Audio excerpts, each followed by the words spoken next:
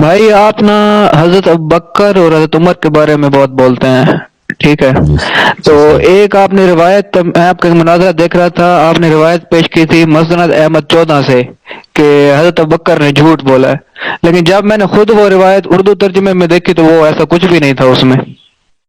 تو کوئی نمبر وغیرہ ہوگا بھائی جھوٹ بولا؟ مسند احمد 14، حدیث نمبر 14. جی جی۔ وہ حدیث جھوٹی ہے نا، ان معاشر میں نورث ما ترکنا صدق، یہ حدیث جھوٹی ہے. اچھا یہ حدیث آپ کہہ رہے جھوٹی ہے، اوکے۔ بالکل، رسول صلی اللہ اور علیہ وسلم یہ حدیث قرآن کے خلاف ہے. یہ قرآن کے خلاف، قرآن وورث سلیمان و داؤد، قرآن کہہ رہا ہے سلیمان کو داؤد سے ارث ملا ہے. ابو بکر کہہ رہا ہے کہ رسول صلی اللہ علیہ وسلم نے بولا کہ ہماری میراث نہیں ہوتی تاکہ یہ خود قبضہ کر لینا. اور بھائی اگر یہ حدیث ہوتی کہ نبی صلی اللہ علیہ وسلم کی میراث نہیں ہوتی، انبیاء کی میراث نہیں ہوتی، تو سلیمان کو کیوں ملا داؤد سے؟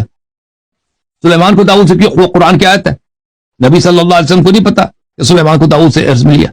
پھر اگر یہ حدیث ہوتی تو نبی صلی اللہ علیہ وسلم نے ابوبکر کو کیوں بولا؟ اپنی بیٹی کو بتا دیتے نا، اور ابوبکر کو تو میراث ملنا ہی نہیں ہے.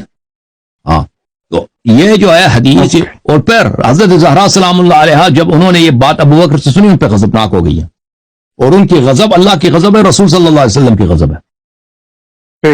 اللہ اور رسول سچے بات پہ، شریعت کے حکم پہ غضبناک نہیں ہوتے، جھوٹی بات پہ غضبناک ہوتے ہیں.